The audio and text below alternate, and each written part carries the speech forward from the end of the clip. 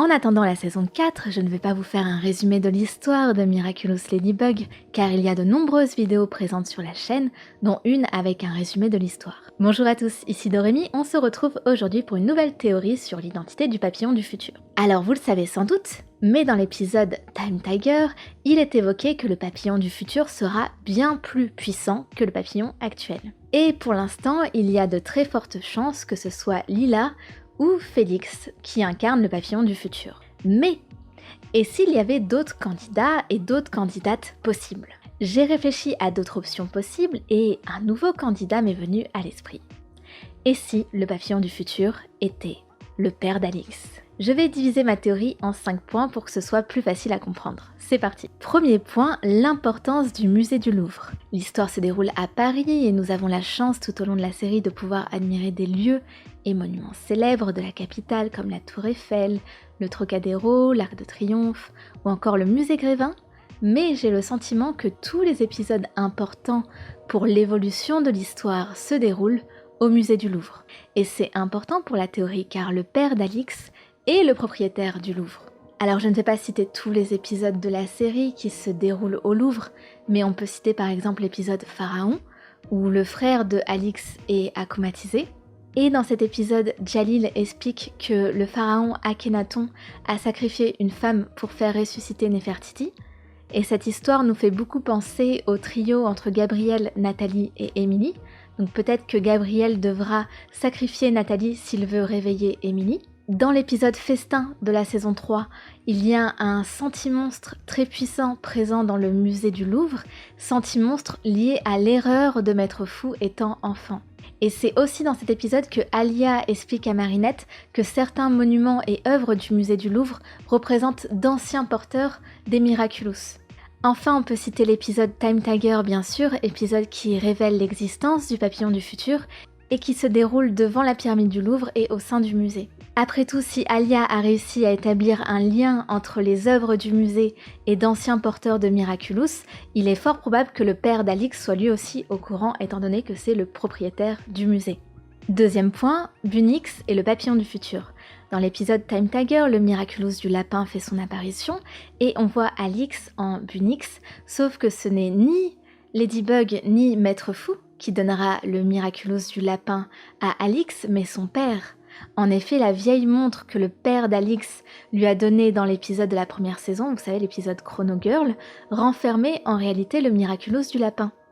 Et Alix précise que la montre est dans sa famille depuis très longtemps. Et si Bunix avait à cœur de déjouer les plans du papillon du futur, car il s'agissait de son père.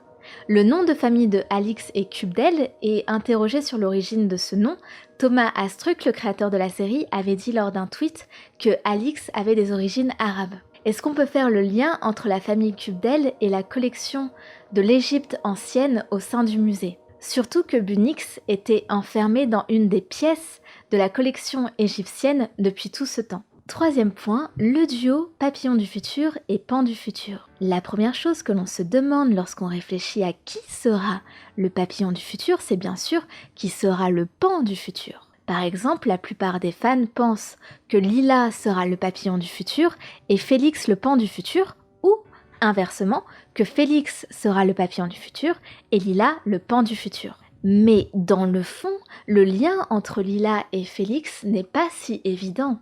Pourquoi les deux en viendraient à s'associer? Est-ce que Lila va tomber amoureuse de Félix, car il ressemble physiquement à Adrien? On ne sait pas trop. Et l'avantage de ma théorie est que si le père de Alix est le papillon du futur, il est facile d'imaginer un duo avec Jalil, le grand frère de Alix. Jalil pourrait très bien être le pan du futur, car il fait tout pour impressionner son père, mais il n'est pas pris au sérieux, car il aime les théories et les conspirations. Voilà, bienvenue au club Jalil. Ainsi, Jalil pourrait s'allier à son père par amour pour lui, mais aussi pour lui prouver sa valeur. Et on a un duo père-fils parfait. Quatrième point, la ressemblance physique avec Gabriel. Je suis obligée de le souligner ici, mais avez-vous remarqué la ressemblance physique entre le père d'Alix et l'actuel papillon, à savoir le père d'Adrien? Imaginez, si l'identité du papillon n'était pas déjà connue à l'heure actuelle, on pourrait confondre Gabriel avec le père d'Alix. Regardez, c'est le même regard, c'est la même forme de visage, la même couleur des yeux. Les deux sont des hommes calmes et aisés financièrement. Ils ont l'air d'avoir à peu près le même âge. C'est juste que le père d'Alix paraît moins froid et plus souriant que Gabriel. Mais bon, méfiance, méfiance. Enfin, sans oublier l'écharpe du père d'Alix qui est de couleur violette, le même violet que le papillon. Est-ce un indice ou une coïncidence? Mystère. Dernier point, un papillon du futur plus puissant? Enfin, la question que je me pose est: pourquoi le papillon du futur serait plus puissant que le papillon actuel? Est-ce que c'est parce que son âme sera plus sombre? Est-ce qu'il sera plus méchant que Gabriel? Est-ce qu'il aura un but plus profond? Maintenant, imaginez un homme comme le père d'Alix qui a énormément de connaissances sur l'histoire et probablement sur l'histoire des porteurs des Miraculous, et que cet homme se met en tête de tous les collectionner, de tous les réunir pour devenir très puissant. Là, on a un vrai méchant. Qu'en pensez-vous? N'oubliez pas de liker, de commenter et de partager, et on se retrouve tous les jeudis et les dimanches à 18 h pour une vidéo sur la pop culture. À très bientôt. Ciao!